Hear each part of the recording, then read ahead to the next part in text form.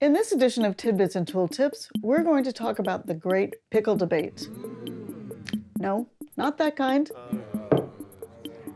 This kind.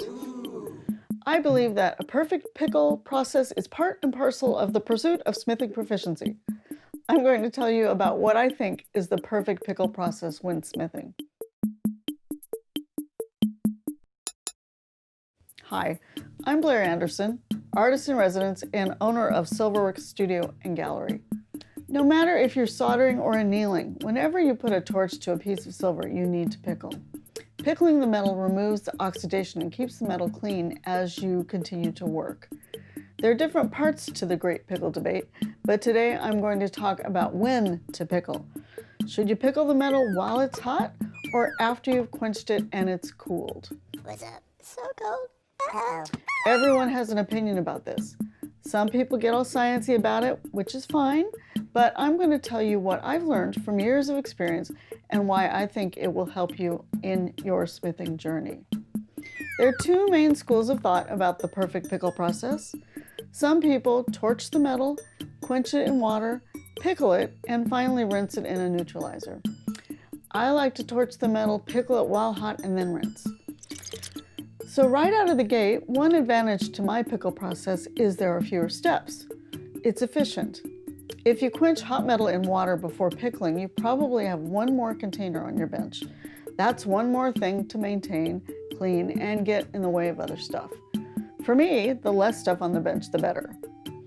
By quenching hot, the pickle does its job faster. If you quench in water first, I find you have to let the metal sit in the pickle longer to get to a nice pickle white. That's the color that is your indicator that the metal is clean and ready for the next step. The next advantage I find is it minimizes fire scale.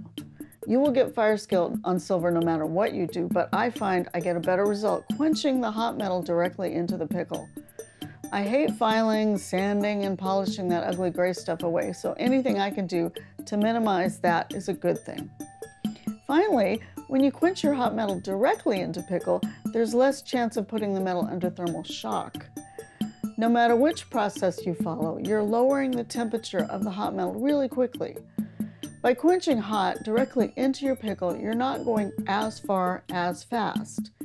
There's less chance of that thermal shock if you quench in hot pickle versus cold water. It's really important as you're developing your smithing process that you are consistent and establish patterns that lead to your success. At SilverWorks, we encourage everyone to use the same pickling process to promote a safe and productive studio environment. Let me show you the process we use at SilverWorks. I'm going to anneal a piece of sheet here. This is 26 gauge.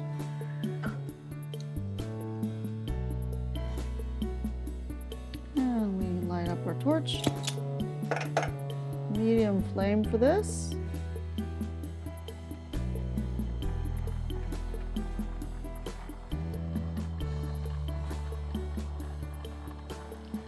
So we watch our color change.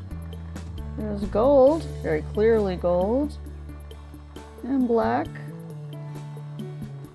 And for annealing, we want that dull glow. There's our cherry red right there. Turn off that torch, holster it, tweezers in. We let it cool to black before we throw it in, and then we quench. Give that a second. And with our copper tongs, we take it out.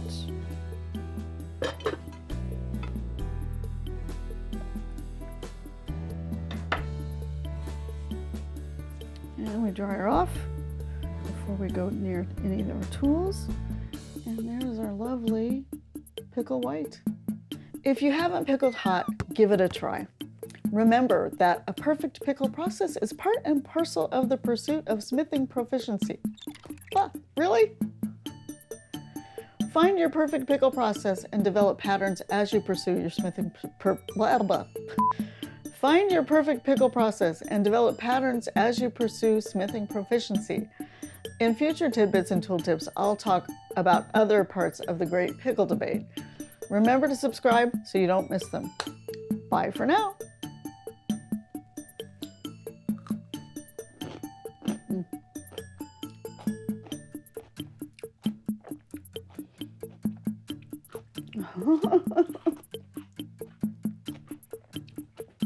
That's awesome.